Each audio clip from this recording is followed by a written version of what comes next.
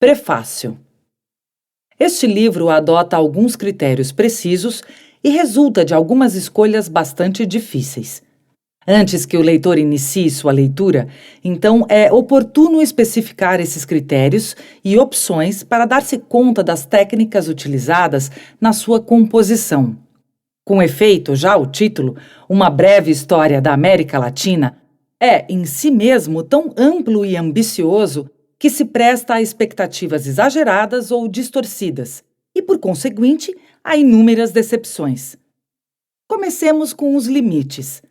A primeira escolha foi pela delimitação, por dois bons motivos. O primeiro, mais evidente, é o espaço. Seria inimaginável comprimir em pouco mais de 300 páginas a história de 2 séculos de um continente inteiro. O segundo, mais importante, é o respeito ao leitor. Uma história completa da América Latina contemporânea implicaria a inclusão de uma torrente de nomes, datas e circunstâncias para cada república que a compõe, do que resultaria um turbilhão caótico em que apenas alguém familiarizado com o assunto conseguiria se orientar e os demais acabariam por perder-se e enervar-se. Decorre daí a opção de limitar ao máximo o recurso a nomes, datas e circunstâncias, registrando apenas os imprescindíveis, e a decisão de não seguir passo a passo cada caso nacional, mas também de evocá-los em espaços oportunos quando se constituem como emblemas das características gerais de uma determinada época. Esse procedimento tem por objetivo dedicar um espaço especial aos países cuja história mais influenciou a trajetória de outras nações e da região em geral, como Brasil, México e Argentina. O leitor poderá perceber uma ou outra ausência ou talvez criticar inclusões e exclusões de um ou outro personagem ou acontecimento. Não obstante, esse foi o critério seguido. Os limites definidos para este livro são compensados por uma aspiração, sendo que explicitá-la constitui questão de honestidade intelectual. Apesar do seu caráter informativo e de divulgação, ele propõe uma chave peculiar de leitura da história latino-americana que o leitor não terá dificuldade em apreender desde as primeiras páginas e em reencontrá-la à medida que prossegue ao longo do volume. Uma chave que também pressupõe escolhas precisas e a qual se deve a especial atenção dedicada à história política, às ideologias e à história religiosa, como também ao entrelaçamento desses constituintes. A convicção é a de que nessa trama está o caminho mais eficaz para se chegar às esferas íntimas da história latino-americana e para se compreender suas fibras mais profundas. Essas esferas e fibras irão manifestar suas características peculiares, mas também as que fazem da América Latina contemporânea uma região mais próxima da Europa Latina do que se está habitualmente disposto a admitir. Por fim, 2 palavras sobre a bibliografia, restrita a apenas 10 títulos por capítulo. Longe de ser completa ou de pretender indicar os textos básicos para cada tema tratado, ela não passa de um instrumento de orientação, caso o leitor deseje aprofundar um tema ou outro. Isso não significa que os títulos referidos não tenham sido selecionados com todo o cuidado, e tampouco que os não elencados não sejam, muitas vezes, igualmente ou ainda mais significativos ou válidos. Introdução à história da América Latina contemporânea. 1. Unidade e pluralidade. A dimensão primordial da história é o tempo. Mais precisamente, o passado. A história não se desenvolve no vazio, mas em espaços definidos. Da mesma forma, não a constroem entidades abstratas, mas homens de carne e ossos, homens inseridos no tempo e no espaço.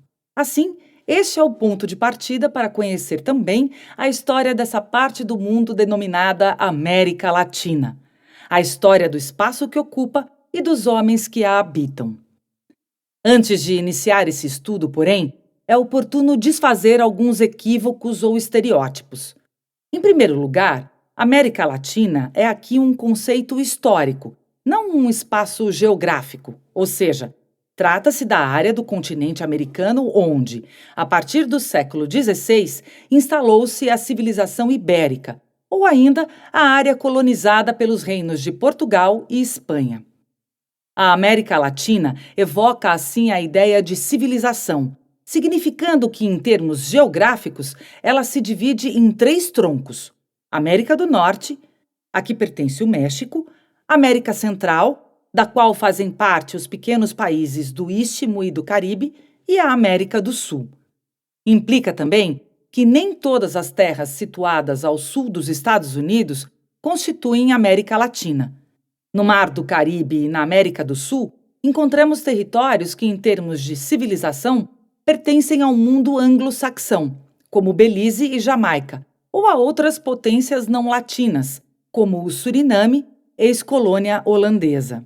Dessa perspectiva, esses territórios não compõem a América Latina, embora mantenham laços íntimos com ela e com sua história. Dessa premissa, decorre um princípio de unidade, ou seja, alguma coisa une esse imenso espaço compreendido entre o México e a Argentina, entre o Oceano Pacífico e o Oceano Atlântico.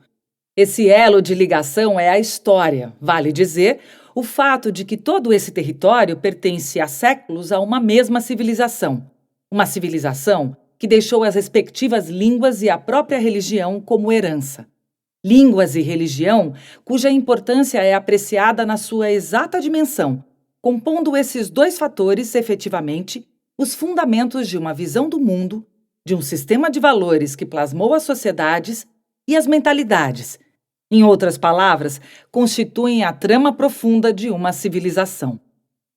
Seria errôneo e enganoso, porém, abordar a história da América Latina sem justapor a esse princípio de unidade um princípio de pluralidade ou de diferença. Com efeito, se a América Latina tem um tronco comum, é também verdade que este se reveste de distintas formas de país para país, de região para região. As razões para isso são incontáveis, todas válidas, porque antes ainda da colonização europeia havia aqui grandes civilizações, assim como povos nômades, territórios muito povoados e também semidesertos, porque as enormes distâncias de um ponto a outro e os obstáculos naturais, ainda mais gigantescos, fizeram com que a fragmentação prevalecesse sobre a unidade, bem como durante os séculos do domínio ibérico. Porque o comércio de escravos antes e as grandes ondas migratórias europeias depois afetaram de modos bem diferentes as inúmeras áreas, mesclando etnias e culturas. Enfim, porque desiguais são os climas e a natureza, os produtos da agricultura e os do subsolo, os níveis de desenvolvimento e os de bem-estar. Assim como, do mesmo modo, a unidade linguística e religiosa não impede a existência de uma infinidade de línguas ou de cultos, em geral minoritários, mas às vezes majoritários em alguns grupos sociais ou étnicos. Essas e outras razões justificam afirmar que a pluralidade se aplica aqui tanto quanto a singularidade, e que é perfeitamente válido falar-se em histórias das Américas Latinas. Pode parecer complicado, mas é oportuno partir exatamente deste ponto, da realidade una e múltipla da América Latina, sendo recomendável evitar generalizações fáceis em torno dessa história. Não obstante, deve-se também procurar o seu fio comum e condutor, tendo o cuidado de avaliar com atenção o que a une e o que a divide, o que, em suma, faz dela uma história una, e não muitas e diferentes histórias sem coesão. 2. O espaço latino-americano. A história propiciou à América Latina uma civilização unitária, mas a geografia é aliada da fragmentação.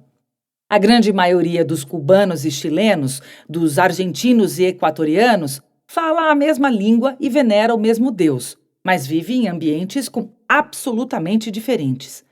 Princípio semelhante aplica-se aos habitantes de um mesmo país. Nos países andinos, por exemplo, muitos vivem nas regiões serranas, ao passo que outros vivem no litoral. A enorme variedade da geografia latino-americana não emergirá em poucas linhas, mas vale a pena expor algumas características. O motivo pode não ser outro senão o de orientar-se nessa área, pois observando-a bem, ela se revela pelo que é, uma paleta de 1000 cores. Por outro lado, do mesmo modo que a história, também o espaço plasma as civilizações. Estas, no seu aspecto material, são o resultado do que o clima e o ambiente oferecem ou negam, possibilitam ou impossibilitam. Por isso, é oportuno lembrar que a América Latina se estende através de latitudes muito diferentes e que, se grande parte dela se situa nas regiões tropicais, existem extensas zonas fora dessas áreas onde predominam climas temperados. Argentina, Chile e Uruguai, assim como parte do Paraguai e sul do Brasil. É preciso, então, levar em conta a extraordinária extensão vertical do espaço latino-americano, onde a presença de um grandioso sistema montanhoso define as condições de vida para as mais diversas altitudes e para os mais variados climas. No México, na América Central e em todos os países andinos. Pode-se compreender muito bem o intricado labirinto diante do qual se está e o que implica, caso se acrescentem a tudo isso, as pouco povoadas, mas imensas, zonas de florestas tropicais, especialmente na região amazônica, delimitadas por vários países. As vastas regiões áridas e desérticas entre o Peru e o Chile, mas também no México, ou as terras baixas e pantanosas tão frequentes entre o Brasil e o Paraguai, e ainda no Panamá e na costa colombiana. Não é difícil imaginar como tantas diferenças produziram muitas outras e dos mais variados tipos, econômicos e, por isso também, como é inevitável, sociais e culturais. Como o México e as nações da Cordilheira Andina desenvolveram antigas vocações minerárias, dadas as matérias-primas acumuladas em suas montanhas. Como as terras baixas banhadas pelo Mar do Caribe e as de climas subtropicais ao longo do Atlântico ou do Pacífico Sul, favoreceram o cultivo intenso dos produtos agrícolas típicos desses climas. Como foram exploradas as condições das grandes planícies aluviais da Argentina e do Uruguai, assim como parte do sul brasileiro e do norte mexicano, para a criação de gado e a produção de cereais.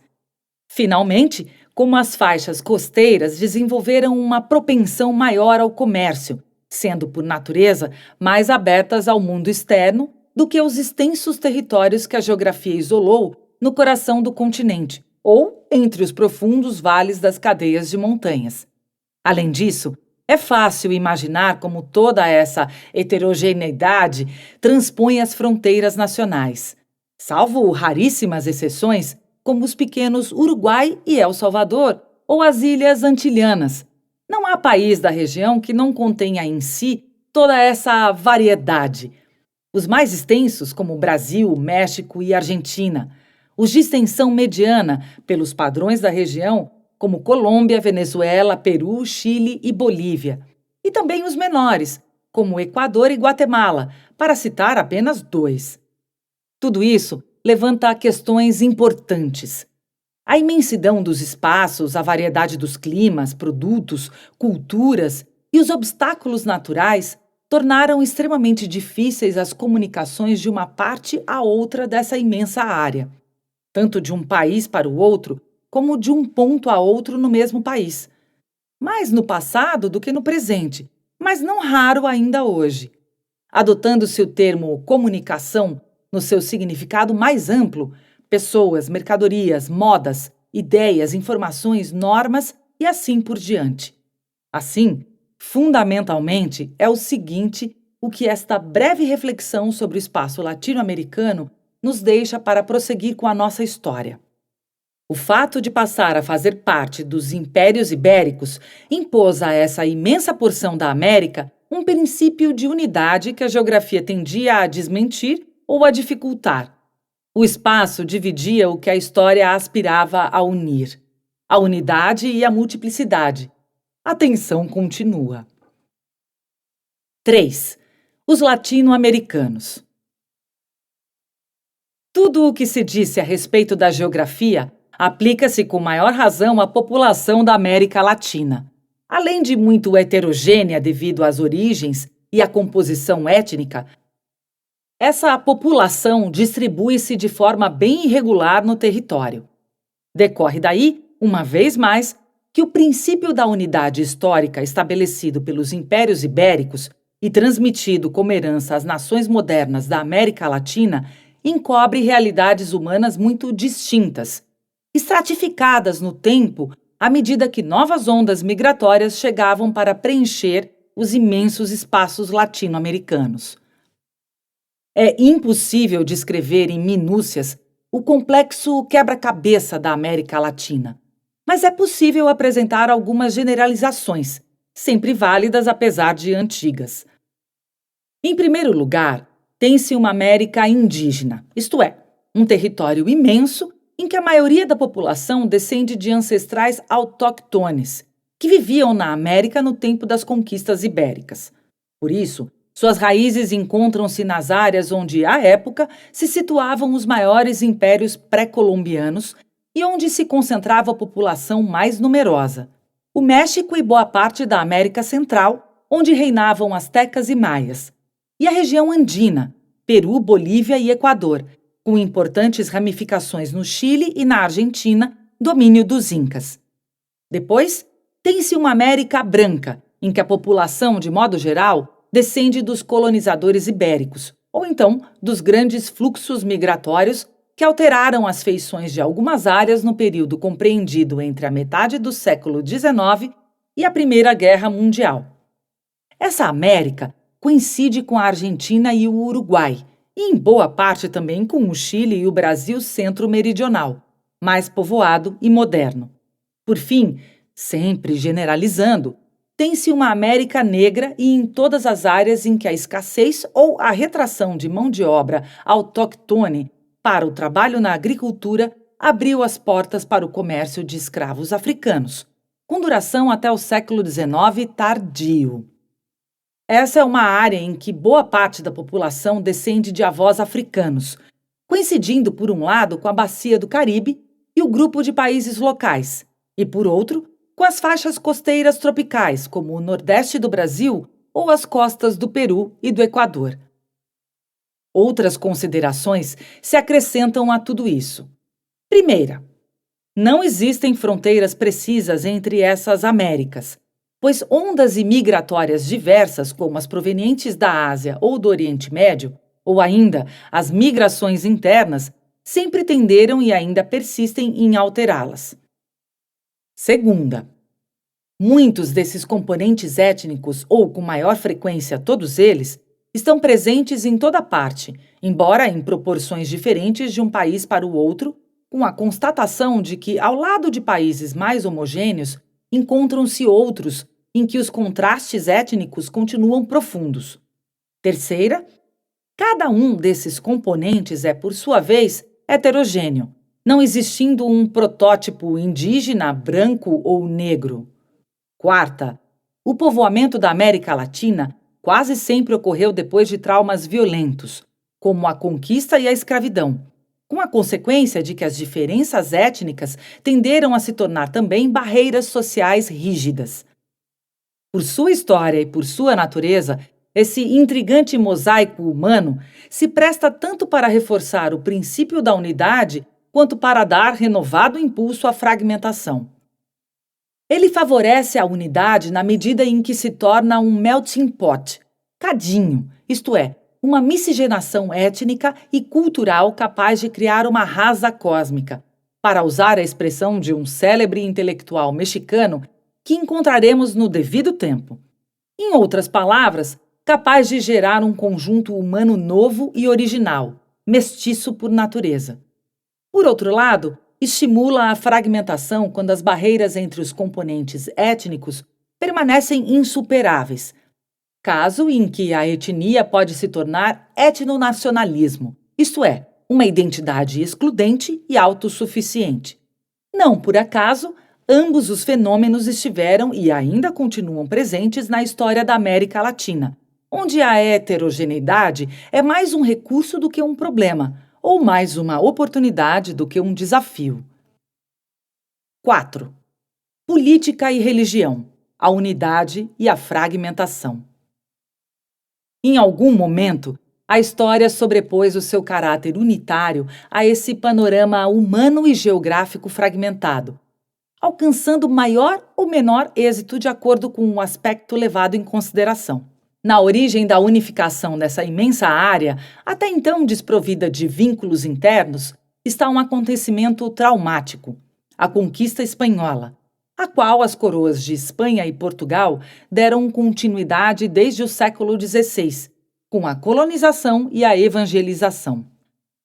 A partir desse momento somente é que a região que chamamos de América Latina começa a ser percebida e, com o tempo, a perceber-se como uma unidade política e espiritual. É preciso esclarecer, porém, que as colônias espanholas e a colônia portuguesa, o Brasil, viveram períodos de conflito mais do que de harmonia desde então. Naturalmente, a unidade política foi por muito tempo mais teórica do que prática, dada a extensão do território e a impossibilidade, nas condições daqueles séculos, de governá-lo com eficiência e eficácia de Madrid ou de Lisboa. Essa situação, contudo, não constituía impedimento para que os reis, os seus funcionários e as suas leis instituíssem um princípio de unidade. Este consistia no fato de pertencer a um único e grande império e na obediência a um mesmo soberano. O corolário principal desse princípio de unidade política foi o da unidade espiritual. Com efeito, os impérios ibéricos estavam desde o início imbuídos da missão de expandir as fronteiras da cristandade até as novas terras, convertendo ao catolicismo, por bem ou por mal, os pagãos que ali viviam ou chegavam.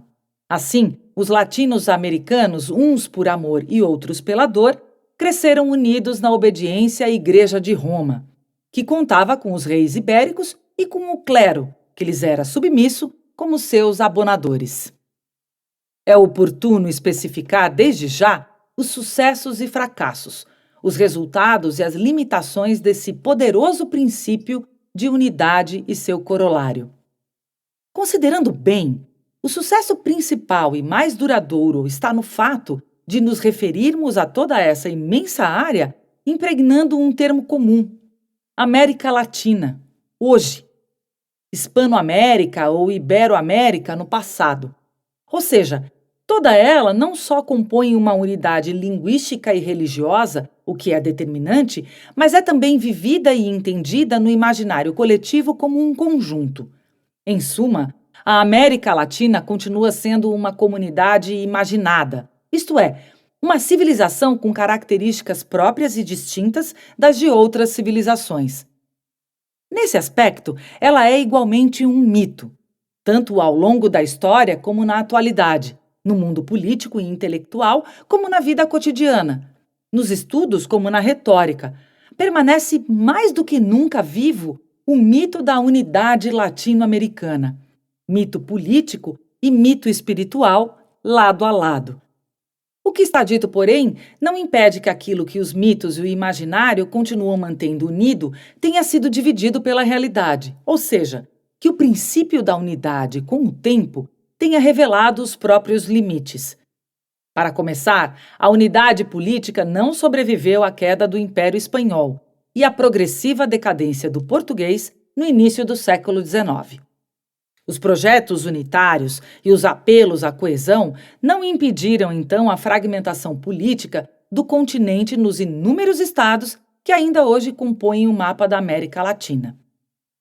No que se refere à unidade espiritual, a fé da imensa maioria e a retórica da fraternidade latino-americana nunca absorveram totalmente os efeitos do trauma da conquista, materializados na existência de mundos espirituais separados, na maioria das vezes, por barreiras étnicas e sociais, de modo particular nos países onde a população é de origem mais heterogênea.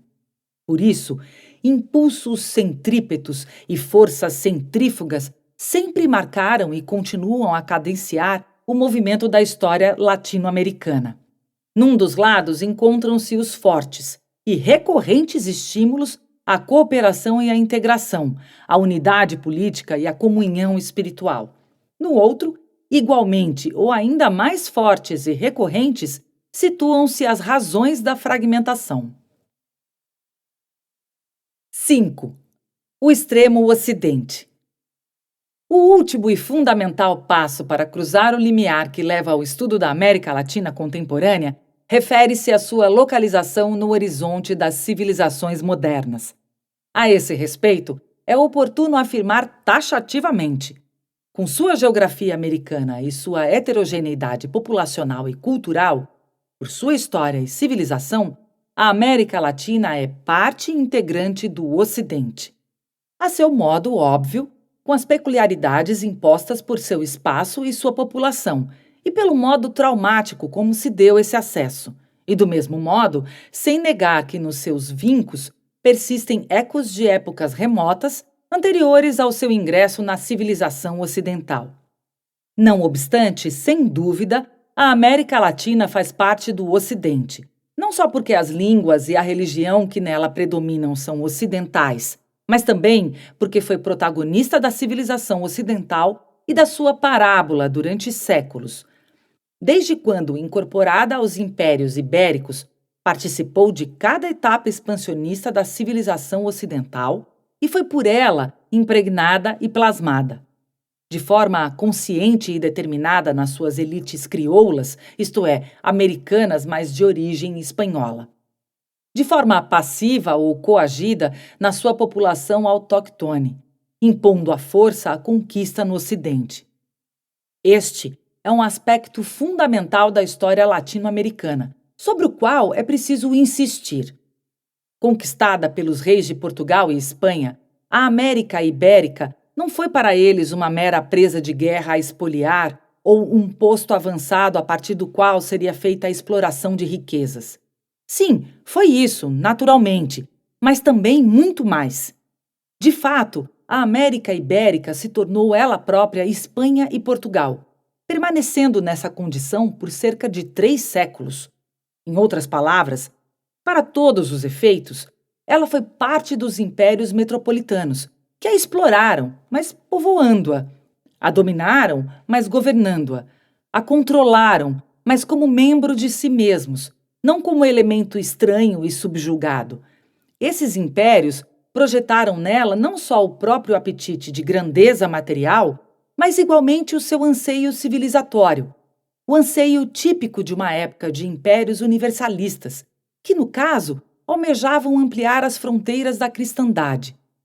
Em termos concretos, isso significa que a moderna história política, social, econômica, cultural e religiosa da América Latina é um capítulo da história mais geral do Ocidente. Um Ocidente pelo qual foi forjada e para o qual deu contribuições importantes. Melhor dizendo, a história da América Latina é inconcebível separada da história ocidental, do mesmo modo que a história do Ocidente moderno é incompreensível sem a inclusão da América Latina. Dito isso, que constitui apenas o passo inicial, também é preciso esclarecer a qual Ocidente pertence à história latino-americana, pois o conceito de Ocidente não é unívoco nem imutável na história. Antes de tudo, a América Latina entrou no Ocidente tornando-se Europa, da qual foi parte importante durante séculos, embora localizada no hemisfério americano. Europeus eram seus soberanos e seus parceiros comerciais.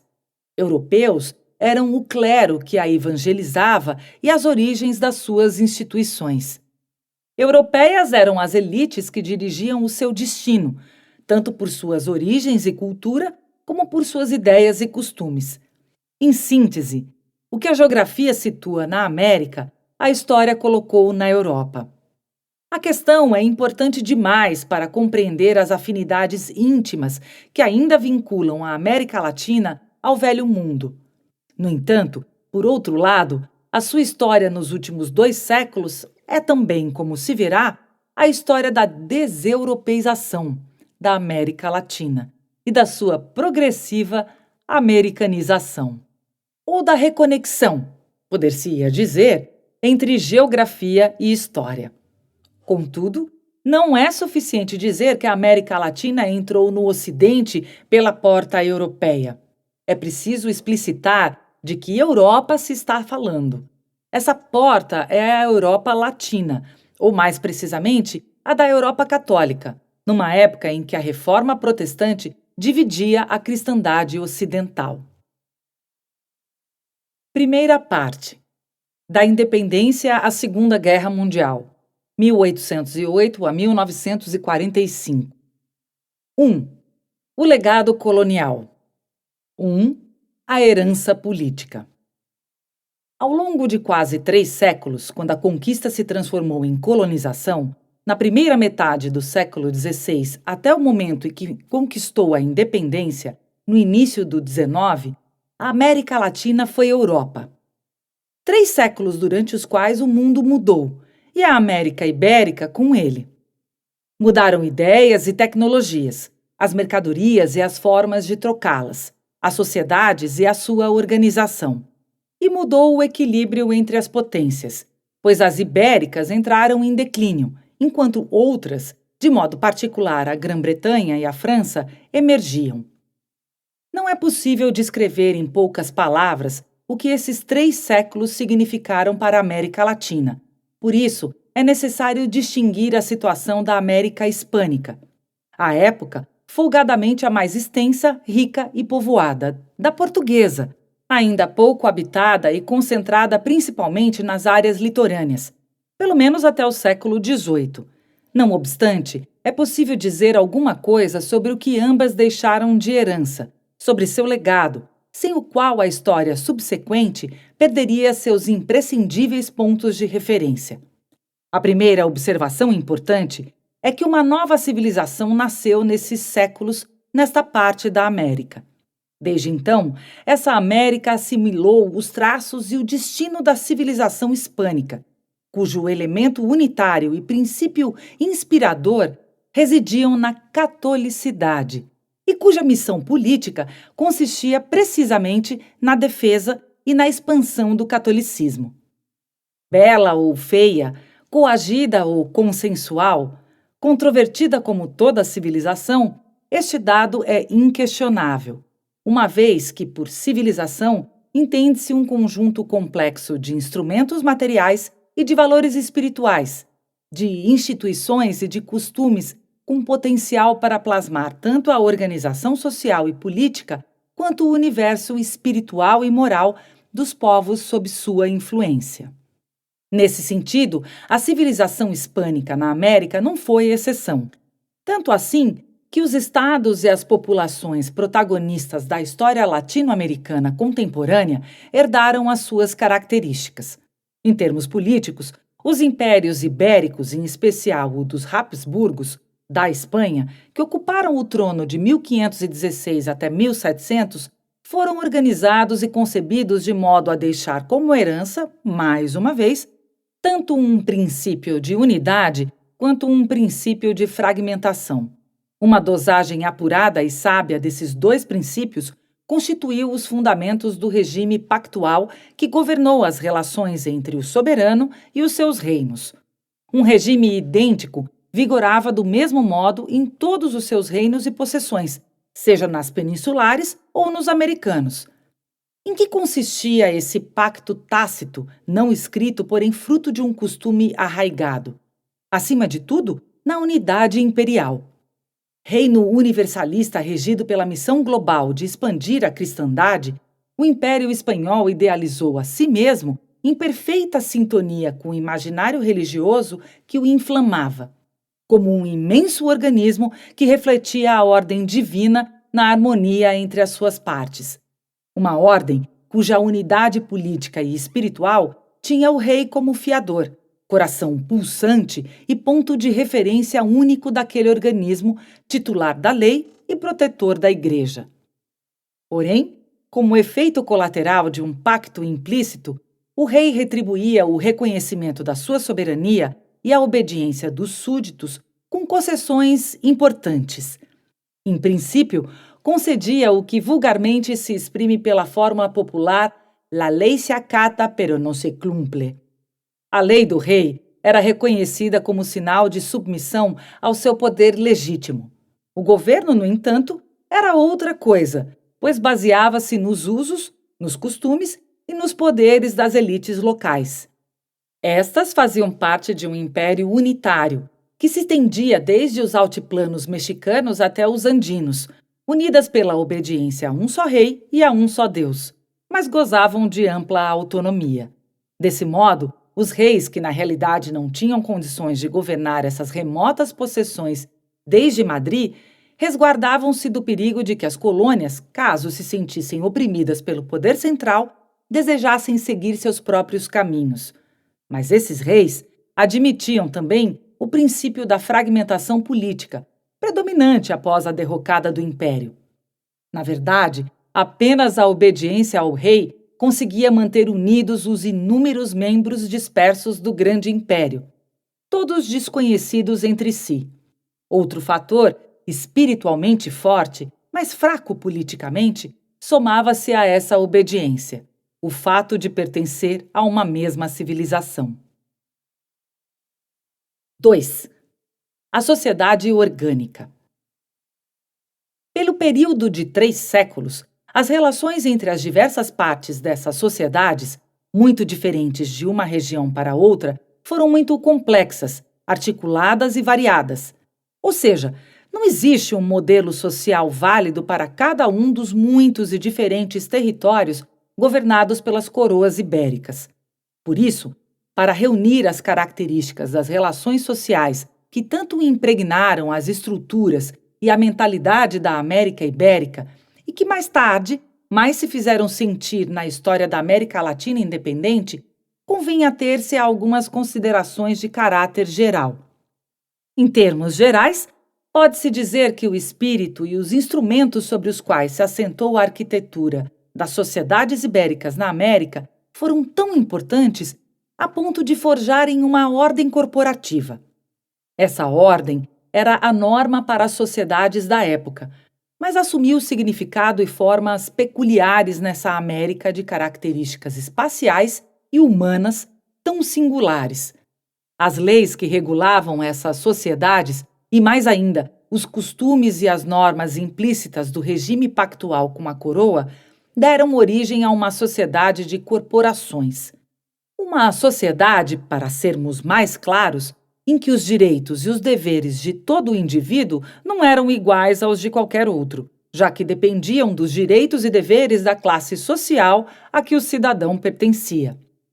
Essa realidade estava presente no topo da sociedade, onde funcionários, clero e militares possuíam os seus fueros, isto é, os seus privilégios e obrigações relativas, e na sua base, onde também as massas rurais, principalmente indígenas, tinham muitas obrigações e direitos relativos.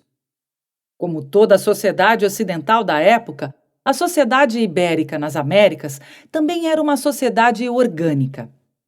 Em suma, constituíam sociedades com 2 características fundamentais. Eram sociedades sem indivíduos, no sentido de que os indivíduos eram subordinados ao todo, isto é, à classe social a que pertenciam e ao organismo social no seu conjunto. E eram hierárquicas, pois, como em todo corpo orgânico, neste também nem todos os membros tinham a mesma relevância e cada um deveria desempenhar o papel que Deus e a natureza lhe haviam atribuído. Por isso, sobejavam contrastes e ambivalências nessas sociedades. Contrastes, uma vez que essas sociedades, assentadas sobre desigualdades profundas e institucionalizadas, sobre papéis bem definidos de dominadores e dominados instituídos desde a colonização, estavam sujeitas a revoltas recorrentes ou a uma hostilidade surda contra a ordem estabelecida.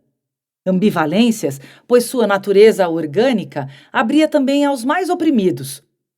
As comunidades indígenas, por exemplo, amplas possibilidades de governar a si mesmos, desde que cumpridas as obrigações pré-estabelecidas, seja dispensando-os de tributos elevados com seu trabalho, seja pagando seus impostos.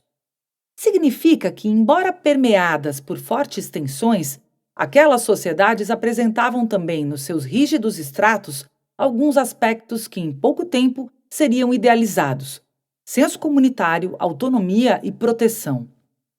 É preciso levar esse fato em conta para compreender a extraordinária resistência ao tempo e à mudança de vários aspectos dessa ordem antiga. Uma ordem corporativa, portanto, que assumiu características inéditas na América Latina, mais marcantes do que as de qualquer outra ordem análoga, sendo a mais evidente e pródiga em consequências à sua natureza segmentada. As espessas barreiras existentes entre um extrato e outro daquelas sociedades não resultavam de fato apenas da riqueza ou da linguagem.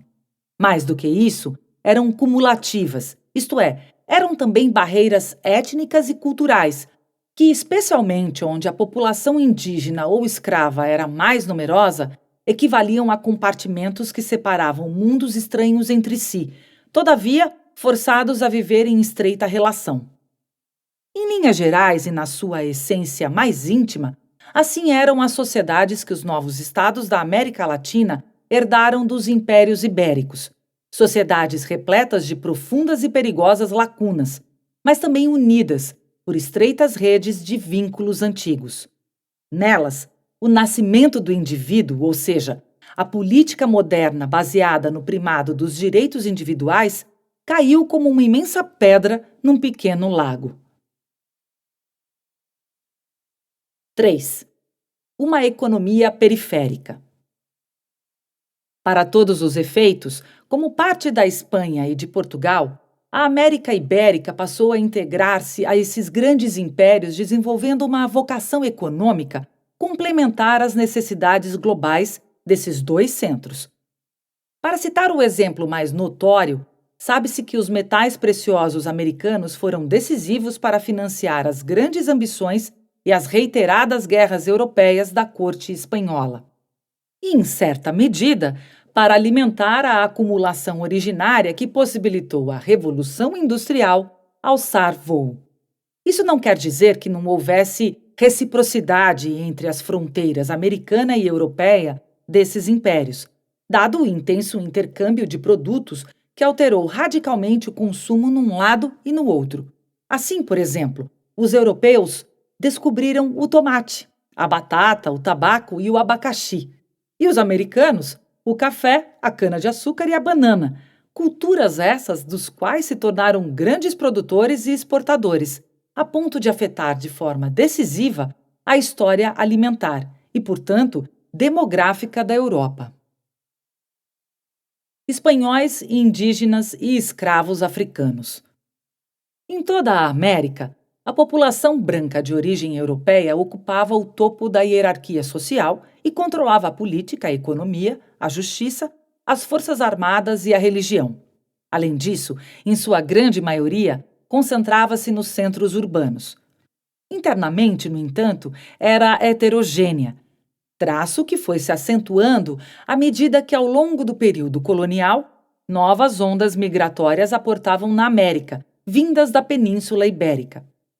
Pouco a pouco, novos personagens se juntaram ao núcleo originário dos encomendeiros, isto é, dos conquistadores ou dos seus descendentes que, num primeiro momento, haviam recebido do soberano como dote um território definido em termos que incluíam também a população autóctone que o habitava. Com o tempo, estes se transformaram em grandes proprietários de terras, donos de centenas de escravos ou indígenas. Entre os novos que chegavam, emergiram com o tempo artesãos, funcionários e profissionais diversos, todos organizados em corporações que delimitavam seus campos de atuação e definiam seus direitos e deveres. Naturalmente, eram muitos também os brancos que se dedicavam ao comércio e à atividade mercantil, ou que se empregavam em diversas outras ocupações menores. Tudo isso fazia da sociedade branca o compartimento mais alto daquelas sociedades, embora muito heterogêneo e diversificado. Tanto assim que, em seu bojo com o tempo, tornou-se cada vez mais evidente a distinção entre crioulos, os descendentes de europeus nascidos na América e pertencentes à sociedade local, e os peninsulares, que chegavam da península na qualidade de funcionários. Sobretudo, desde o século XVIII, quando as reformas introduzidas pela Casa Bourbon incluíram o rígido controle da coroa sobre todos os cargos civis, militares e eclesiásticos mais importantes. A população indígena estava claramente separada da branca, tanto socialmente, submetida a severos regimes de exploração do trabalho, quanto territorialmente, uma vez que, em sua maioria, estava confinada nas periferias das cidades ou na zona rural. Em geral, as pessoas se referiam a essa população como República dos Índios. Ao mesmo tempo, a população indígena da Nova Espanha, o futuro México, mesclou-se com a população branca mais ativamente do que as populações indígenas dos Andes, de modo que estas preservaram características étnicas mais definidas. Isolada nas próprias comunidades, a massa da população indígena conservou grande parte das antigas distinções entre nobres e plebeus, dos seus antigos usos e costumes, da sua organização familiar e do uso das terras comunitárias, já no auge antes da conquista ibérica. Por fim, algumas linhas sobre a população africana que chegou à América Ibérica através do tráfico de escravos. Pelas estimativas mais confiáveis, calculados em mais de 3,5 milhões de indivíduos durante o período colonial. Os que chegavam tendiam a se concentrar nas áreas tropicais, onde os habitantes indígenas eram poucos ou inexistentes, e também em áreas como as Antilhas, onde os aborígenes foram dizimados e desapareceram devido às epidemias causadas pelo contato com os conquistadores. Em um primeiro momento, nos territórios da coroa espanhola, a importação de africanos foi por vezes concebida como um sistema destinado a preservar os índios da escravidão, pois eram considerados juridicamente livres, e a própria conquista tinha por objetivo protegê-los e evangelizá-los. Assim, a grande maioria dos escravos africanos acabou trabalhando nas plantações, mas também formando o grande contingente dos servidores domésticos ou atuando como intermediários de dignatários brancos em zonas quase sempre povoadas por indígenas. Seu elevado valor comercial e a robusta resistência física que demonstravam tornaram-nos, em muitos casos, cobiçados aos olhos das elites crioulas, fato que com certa frequência lhes permitiu, sobretudo na América Espanhola, sair do nível mais baixo e ascender na escala social. Por fim, por mais segmentadas que fossem aquelas sociedades, não existiam muros de todo intransponíveis entre os seus compartimentos.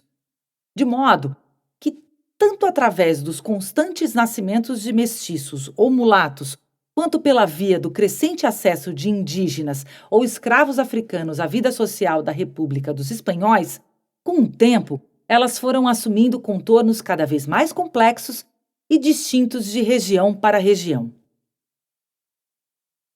O mais relevante, porém, para compreender a herança econômica transmitida pelo período colonial à América Latina independente, é o fato de que, nesses séculos, essa parte da América passou a ser periferia de um centro econômico distante.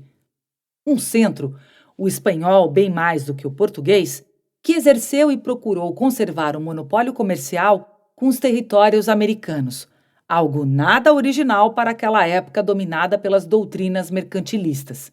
E mais, dominada pela ideia de que o monopólio econômico sobre as próprias possessões era instrumento decisivo de poderio, devendo ser a todo custo salvaguardado da concorrência de outras nações. Esse fato imprimiria características perduráveis e peculiares à economia latino-americana, até porque o centro a que permaneceu vinculada, o das potências ibéricas, era tão poderoso no século XVI quanto decadente 2 séculos mais tarde. Ou seja, pouco a pouco, esse mesmo centro também se tornou periferia de outro centro, aquele que, do norte da Europa, liderou a revolução no comércio e na indústria do século XVIII em diante. Essa redução a uma condição periférica figura entre os principais legados econômicos do período colonial latino-americano. significando que a tendência da economia da América Ibérica foi a de se organizar em torno do comércio exterior, tanto para obter as necessárias receitas financeiras via exportação de matérias-primas, quanto para, via importação, prover-se de inúmeros bens fundamentais que o centro do império se dispunha a fornecer. Essa vocação periférica continuou caracterizando a economia latino-americana, mesmo quando o monopólio comercial com a Península Ibérica começou a se desestabilizar sob o impulso da concorrência inglesa, francesa ou holandesa. E com maior razão ainda, quando o cordão umbilical com Espanha e Portugal se rompeu por completo e a economia da América Latina ficou órfã de um vínculo de que dependia totalmente e de que tinha necessidade vital, até que tornou a atá-lo com a nova potência hegemônica, a Grã-Bretanha. Tudo isso resultou também em outros corolários, dos quais a história econômica da América Latina logo expôs marcas profundas. A começar pela fragilidade intrínseca do mercado interno, cujo desenvolvimento foi dificultado pelos imensos espaços continentais e pela estrutura política do império. Porém, ainda mais pela projeção da economia da região para o exterior. E continuando com a tendência à especialização produtiva para exportação e os escassos incentivos ao desenvolvimento das atividades manufatureiras, inibidas pela complementariedade econômica com um centro distante. Em síntese, a América Latina recebeu como legado estímulos singulares tanto da economia, pelo menos no sentido de que as suas diversas regiões compartilharam uma mesma síndrome da periferia, isto é, problemas análogos e oportunidades semelhantes, mas herdou, sobretudo, forças centrífugas, dada a natural tendência e conveniência de cada região a associar-se ao parceiro externo mais adequado, preterindo os territórios limítrofes, que, apesar da vizinhança, eram desconhecidos entre si. 4. Um regime de cristandade. De toda a herança do período colonial que a América Ibérica deixou para a América Latina independente, a que mais influenciou a sua história talvez tenha sido o aspecto menos visível e mensurável: o imaginário social de caráter religioso que a plasmou e a impregnou até a medula. Esse imaginário fornecia os fundamentos sobre os quais a sociedade costumava organizar-se como comunidade orgânica, por sua vez, entendida como reflexo de uma ordem divina revelada, e insuflava a convicção de que não havia distinção legítima entre unidade política e unidade espiritual, entre cidadão e fiel, entre esfera temporal e esfera espiritual. A seu modo, os impérios ibéricos foram regimes de cristandade, espaços em que a ordem política se sustentava sobre a correspondência das suas leis com a lei de Deus e onde o trono, o soberano, estava unido ao altar, a Igreja. Crescimento econômico e novas potências. Se, como, quanto e por que a economia da América Ibérica cresceu durante o período colonial, especialmente a partir do momento em que a família Bourbon na Espanha e o Marquês de Pombal em Portugal introduziram profundas reformas no século XVIII, é um tema que ainda divide os historiadores. As estatísticas da época, mais confiáveis do que as de períodos anteriores, revelam que o crescimento existiu e que, na maioria dos casos, foi impulsionado pela forte retomada das atividades de extração minerária, tanto no Peru e na Nova Espanha, com a exploração em geral da prata, quanto no Brasil, com foco no ouro. Esse crescimento, por sua vez, foi resultado de outro, que, em termos mais gerais, envolveu a Europa da época, onde a demanda de metais preciosos aumentou e o crescimento da produção da indústria incipiente forçou a buscar novos mercados de exportação nas colônias.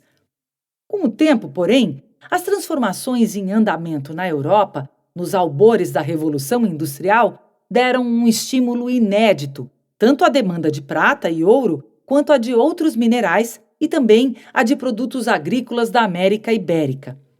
Essa realidade compeliu as diversas áreas à especialização e aprofundou ainda mais as fraturas internas do já heterogêneo Império Espanhol. Fraturas que as reformas comerciais introduzidas pela coroa, segundo as quais aos americanos estava destinado, de um lado, o papel de fornecedores de matérias-primas para a nascente indústria espanhola, e de outro, o de consumidores dos produtos dessa mesma indústria. Outra coisa não fizeram senão aguçar. Provas abundantes de todas essas fraturas e das exigências americanas de liberalização do comércio foram oferecidas pelas guerras de independência. No decurso desse século, o crescimento demográfico no México se acelerou e seus cofres guardaram 2/3 do total das receitas fiscais espanholas na América. Cuba foi o maior produtor mundial de açúcar. Os comerciantes de Caracas enriqueceram vendendo cacau e os rioplatenses se tornaram conhecidos. A abertura de novas rotas, em especial a do Cabo Horn, que antecipava o caminho para os portos do Pacífico, e os progressos do comércio interoceânico, que se tornou mais econômico e seguro graças às novas e mais sólidas construções navais, criaram as condições que aproximaram como nunca antes a Europa e a América. Essa circunstância aumentou a concorrência na Espanha, onde o monopólio andaluz teve de ceder às pressões para liberalizar o comércio americano, abrindo-o a novos portos e ao intercâmbio com colônias de outros países, mas também, e principalmente, acirrou a concorrência das potências europeias emergentes. Também neste caso, não foi tanto a natureza desse imaginário que diferenciou a América Ibérica do restante do Ocidente, onde a fusão da política com a religião era a norma, mas as formas e a intensidade que esse imaginário assumiu aqui, em consequência da sua peculiar história. Para compreendê-lo, é preciso ter em mente 2 aspectos muito importantes. O primeiro é que a América Ibérica ficou imune à reforma protestante e, assim, alheia à ruptura da cristandade ocidental. Significa que, enquanto a Europa, em meio a violentas guerras, entrava numa fase em que a convivência entre as diversas confissões religiosas se tornava difícil, a América Ibérica, possessão dos reis católicos, resguardada pelo oceano, consolidou ainda mais a sua catolicidade. Tornou-se terreno de eleição da Contra-Reforma, baluarte extremo da cristandade católica, impermeável ao conflito religioso e trincheira da justaposição absoluta entre unidade política e unidade religiosa. Em suma, mais do que nunca, na América Ibérica, a unanimidade religiosa se tornou o fundamento da ordem política e social. O segundo aspecto fundamental é que, como consequência do primeiro, a Igreja Católica assumiu nesses territórios um papel e uma importância sem paralelo em outras partes, por várias razões. Especificamente, não porque o clero fosse numeroso, pois era de fato escasso, nem porque a Igreja fosse uma instituição coesa. Pelo contrário, a Igreja da época não era de modo algum unida, disciplinada e obediente às ordens papais, nem apenas porque fosse rica e poderosa, embora se deva dizer que onde o poder imperial era mais sólido, como no México e no Peru, ali também sua riqueza e poder avultavam. Mas, em primeiro lugar, porque ela era o sustentáculo daquela ordem ideológica e política. Com efeito, a legitimação da soberania dos reis sobre essas terras, lembra-se, era função e obra da evangelização que eles haviam empreendido, com o compromisso de preservá-las da contaminação do cisma religioso. Em segundo lugar, porque a catolicidade era o princípio basilar da unidade de um território e de uma sociedade muito fragmentados em todos os outros aspectos. Igreja e Estado no período colonial. Um aspecto decisivo da relação entre poder político e poder espiritual nos territórios da América Espanhola durante o período colonial é representado pelo patronato real. Este era um privilégio que o Pontífice de Roma concedia aos reis católicos espanhóis em virtude da obra de evangelização que eles desenvolviam na América. Esse privilégio consistia na outorga de amplas faculdades à coroa espanhola no governo da Igreja, especialmente para a nomeação de bispos, o que estreitou ainda mais os laços já quase indistintos entre política e religião. Além disso, do mesmo modo que, por um lado, infundiu nos poderes públicos a ideia missionária de que tinham uma função espiritual, assim também, por outro, incutiu na Igreja americana o entendimento de que estava investida de uma missão política, isto é, de que tinha direito a exercer uma espécie de tutela sobre a unidade política e religiosa do Império.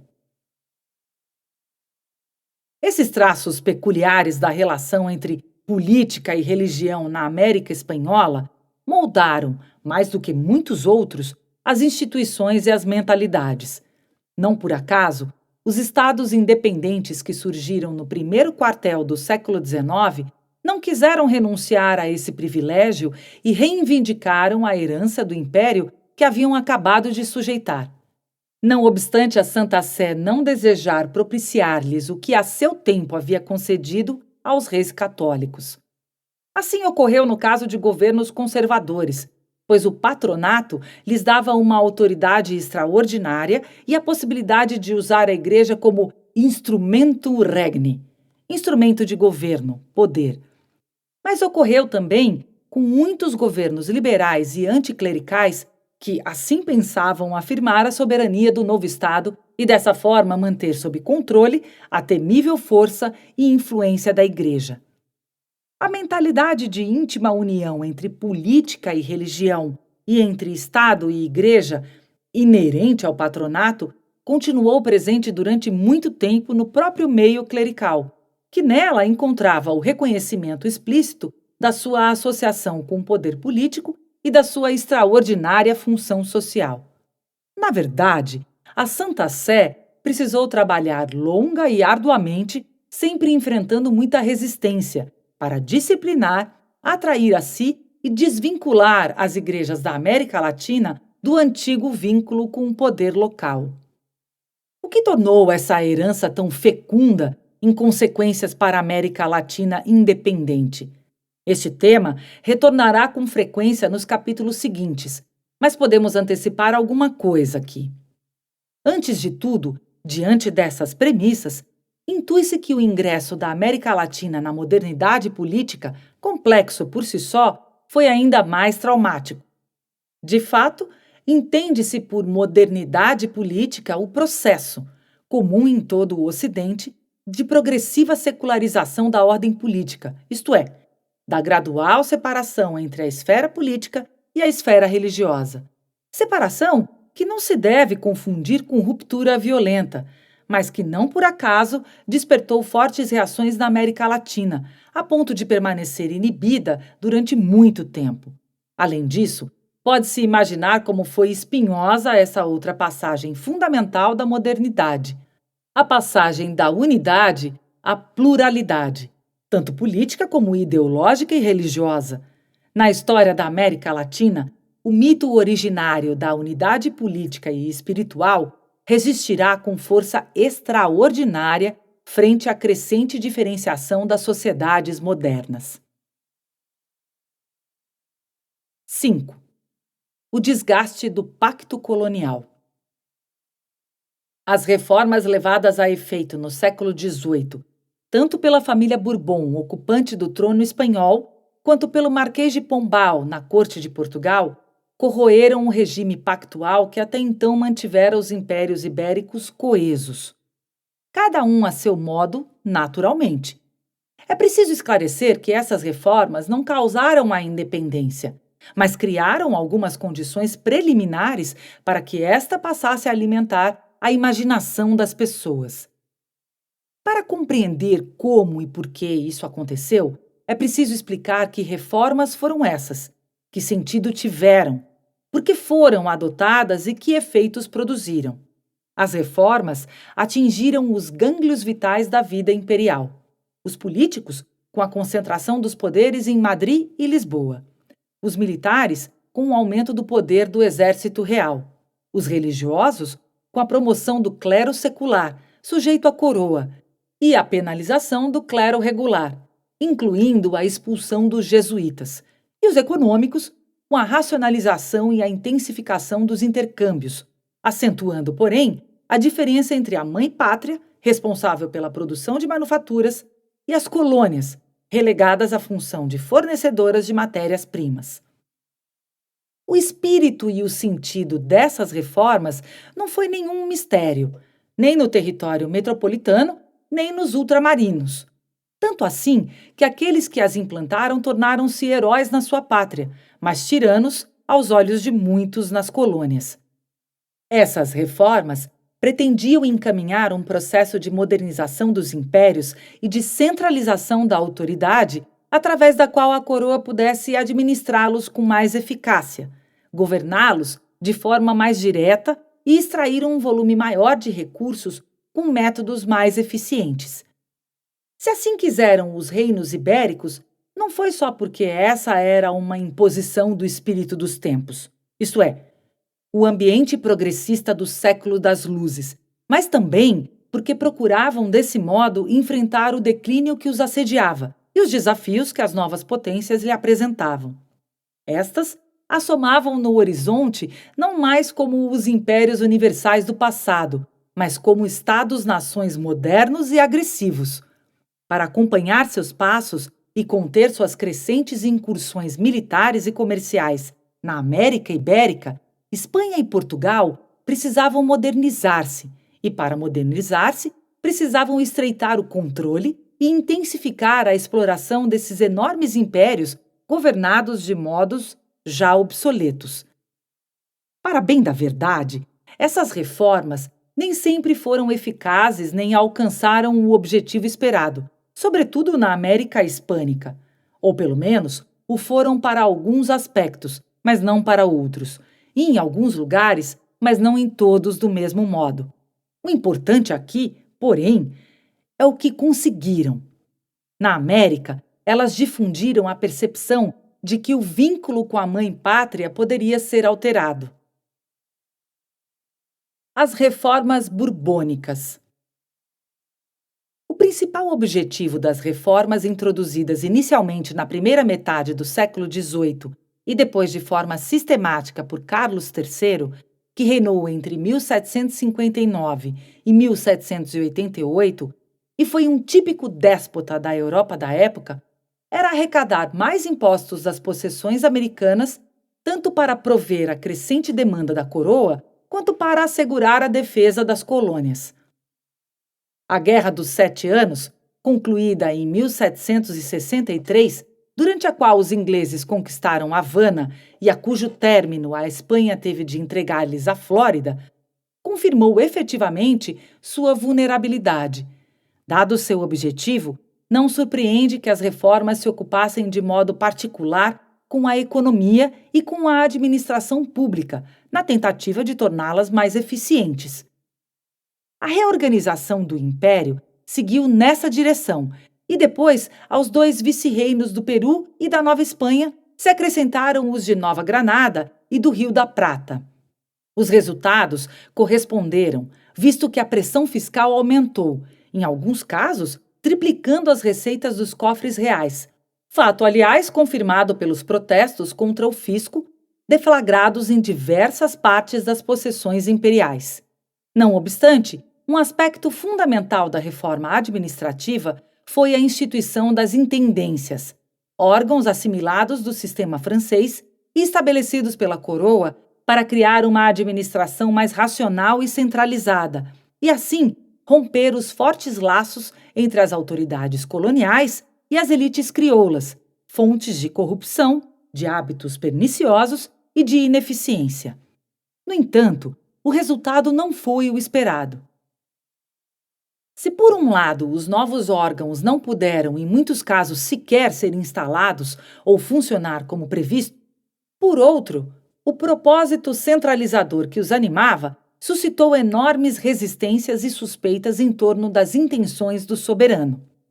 As reformas militares, por sua vez, se tornaram mais urgentes, devido às crescentes pressões exercidas sobre as colônias espanholas pelas frotas inglesas e francesas, que estacionavam no Mar do Caribe, onde essas 2 potências em rápida ascensão, também possuíam colônias.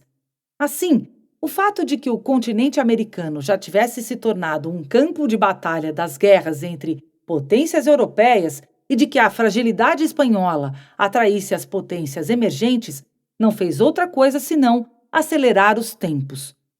Com efeito, o exército foi reorganizado e modernizado. O aumento da sua força e poderio, contudo, no seu conjunto, teve efeitos imprevistos.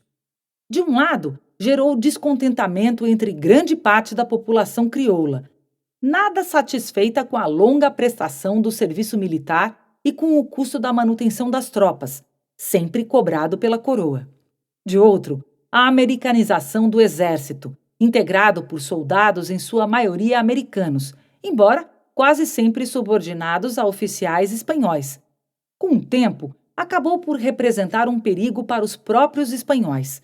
Foi dessas forças que emergiram os oficiais que lideraram as guerras de independência.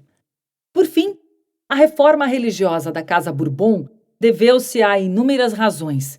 Em primeiro lugar, muitos intelectuais da corte julgavam a Igreja um obstáculo para o desenvolvimento econômico e para os planos de modernização da coroa, devido tanto à sua doutrina quanto às suas enormes riquezas improdutivas.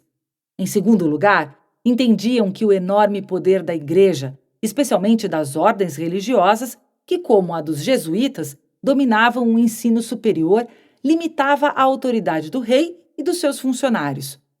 Para eles, a racionalização do império e a concentração do poder, seu corolário indissociável, exigiam a erradicação daquele verdadeiro Estado dentro do Estado, que eram as ordens religiosas, dos jesuítas de modo especial. Foi nesse contexto que, em 1767, na Espanha, quando os jesuítas foram acusados de ter tramado uma rebelião contra o soberano, este decretou a expulsão deles. A esse ato, seguiu-se na América a secularização das suas incontáveis propriedades, isto é, a expropriação dos seus bens e o fortalecimento do clero secular, sobre o qual o soberano exercia jurisdição através do patronato real, em detrimento do clero regular, sobre o qual não detinha nenhum poder. Essas medidas produziram reações diferentes. Parte da alta hierarquia clerical, imbuída de ideias reformistas, as considerou necessárias e as acolheu de boa vontade.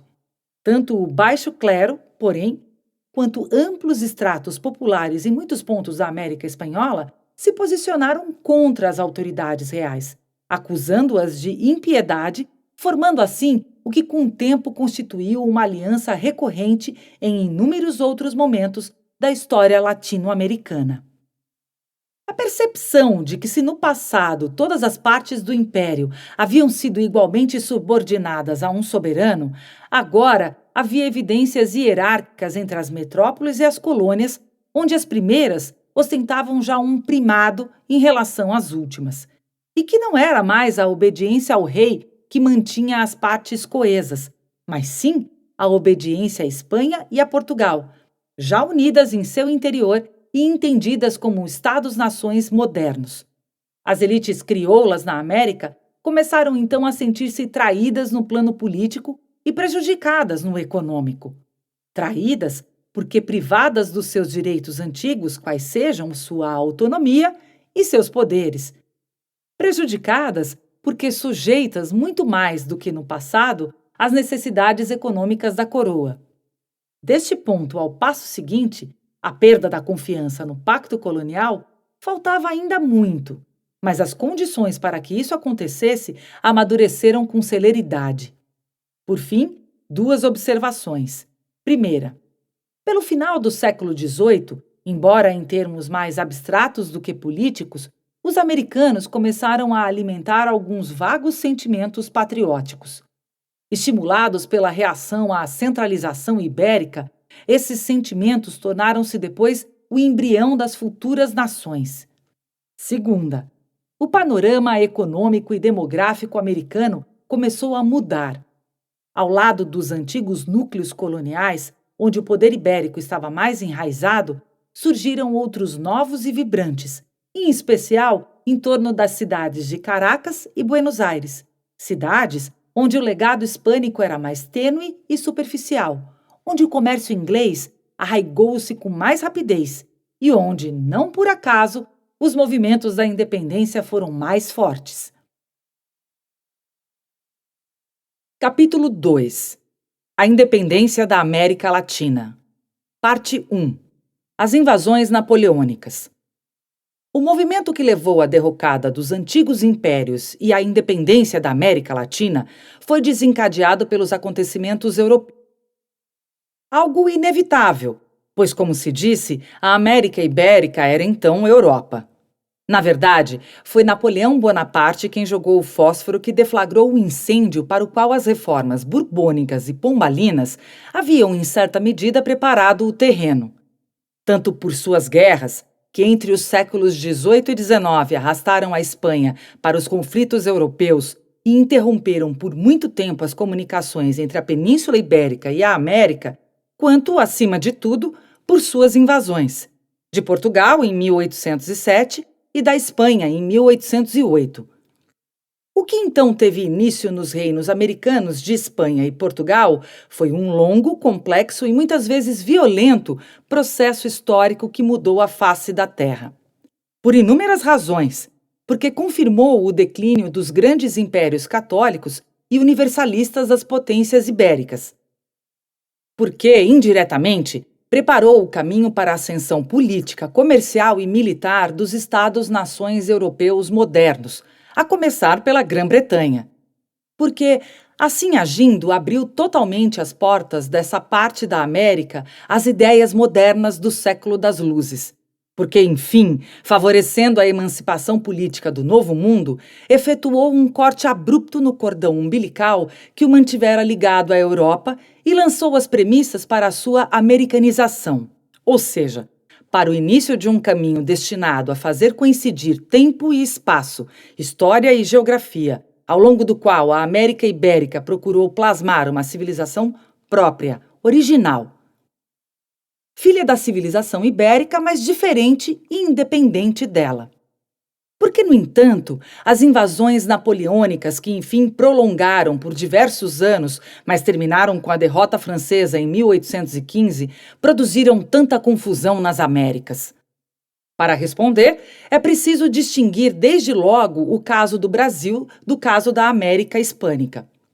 Como a corte portuguesa da Casa de Bragança, com a proteção dos ingleses, conseguiu zarpar de Lisboa antes da chegada de Bonaparte, seu império livrou-se do destino do Império Hispânico, a decapitação. Em outras palavras, embora atacado, o Império Português não perdeu aquele que lhe garantia a unidade e a legitimidade, o rei. Este, ao contrário, refugiando-se com a família imperial no Rio de Janeiro, chancelou o prestígio e a importância da colônia brasileira. Ponto de partida, como se verá, de uma independência indolor. Muito diferente, ou melhor, oposto, foi o caso da Espanha e do seu império. Com efeito, em Madrid, Napoleão aprisionou o rei Carlos IV e o filho deste, Fernando VII, em cujo favor o monarca havia abdicado. Feito isso, instalou seu irmão José no poder. Assim, a figura do soberano que por séculos havia garantido a unidade daquele imenso império desaparecia num estalar de dedos, ocupando seu lugar um monarca imposto pelo invasor. Além disso, agravando a situação, o rei a quem os americanos estavam ligados por um pacto de obediência estava na masmorra. É bem verdade que pouco depois eclodiu na Espanha a resistência contra os franceses e que em Cádiz uma junta reivindicou o poder em nome do rei prisioneiro e, nessa qualidade, exigiu a obediência dos súditos americanos. Mas a queda do rei Bourbon já havia suscitado questões importantes na América Hispânica, totalmente desnecessárias na América Portuguesa, tanto entre as elites crioulas como entre os funcionários da coroa. Na ausência do rei legítimo, quem iria dirigir o reino? Baseado em que direitos? Talvez o rei usurpador, José Bonaparte? Ou a junta de Cádiz, que se arrogara à suplência do soberano? Ou talvez todos, cidades ou reino, na Espanha e na América, ficariam livres, senhores do próprio destino e da própria soberania política até que o rei recuperasse o trono. Além disso, por que obedecer a Cádiz? Embora implícito, o seu pacto político era com o rei, não com quem pretendia ocupar o seu lugar. Orgânico, imenso e heterogêneo, cujos membros dispersos mantinham-se unidos pelo poder de um rei agora destronado, o Império Espanhol viu-se de súbito despojado do seu princípio de unidade. Quadro: As causas e o método. À semelhança do que acontece com todo evento histórico de dimensões epocais, muitas são também, e quase sempre contraditórias ou concorrentes entre si, as interpretações sobre as causas que levaram os impérios ibéricos na América à derrocada e até provocaram a desagregação do Império Espanhol.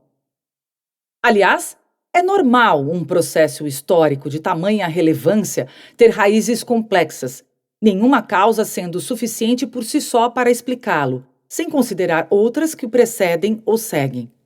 Existiam na época causas estruturais, isto é, remotas, sem as quais é impossível imaginar que as invasões napoleônicas teriam desencadeado os efeitos em cadeia que na realidade causaram. Fazem parte desse contexto as reformas borbônicas e as reações que provocaram, mas também a consolidação ao longo do tempo de usos, interesses, vínculos sociais e identidades capazes de configurar um prenúncio de nação na América. Não menos importantes, porém, são as causas conjunturais, sendo igualmente possível conjeturar que aquelas premissas remotas seriam por si sós insuficientes para causar a ruptura do vínculo americano com a Espanha se Napoleão não tivesse, com a invasão, causado um vácuo de poder. Em suma, sem ela, a independência não teria se consumado naquela época nem daquele modo. Obviamente, as causas podem ser classificadas segundo outros critérios, então se destacam algumas endógenas. Estas atribuem à independência, em primeiro lugar, as mudanças profundas ocorridas na sociedade e na política espanholas. À medida que o velho Império Católico passava pelo árduo processo de metamorfosear-se em um Estado-nação moderno. E também as mudanças que na mesma época afetaram as sociedades crioulas. Reclamam relevância não menor, todavia, as causas exógenas, possíveis de resumir no clima revolucionário daqueles tempos que já haviam testemunhado a separação dos Estados Unidos da coroa britânica e o estremecimento da França na Grande Revolução. A catalogação poderia prosseguir, dispondo as causas em outra ordem: as causas políticas, as sociais e inclusive as ideais ou espirituais. Por fim, seria lícito e fácil observar que nem todas as causas operaram com igual intensidade em todos os lugares e que os caminhos que conduziram à independência da América Ibérica foram, na realidade, diversos e, às vezes, muito diferentes uns dos outros. Por isso, o importante aqui, acima de tudo, é estabelecer um método. Um método segundo o qual o estudo de um processo histórico complexo requer a consciência de que suas causas também foram múltiplas e complexas. Parte 2. A fase autonomista. Chegada à América com o atraso e a incerteza que a época e os seus meios de comunicação justificavam, a notícia da prisão de Fernando VII semeou inquietação e confusões, precisamente porque sua queda imprevista levantava muitas e espinhosas perguntas. Assim, o que aconteceu na continuidade não seguiu uma ordem linear, mas quase sempre caótica. E longe de reproduzir um padrão único em toda parte, os fatos se encaminharam por vias diferentes. Dois aspectos, porém, se destacam de modo geral. O primeiro é que, ao saber da queda do rei e diante do problema de quem teria agora o direito de exercer o poder de modo legítimo, os principais centros administrativos americanos reagiram tomando medidas semelhantes às adotadas pelas cidades espanholas em condições de reagir, especificamente criando juntas, ou seja, órgãos políticos incumbidos de exercer a autoridade. Com o tempo, porém, apenas algumas dessas juntas se consolidaram, em particular as de Caracas e de Buenos Aires.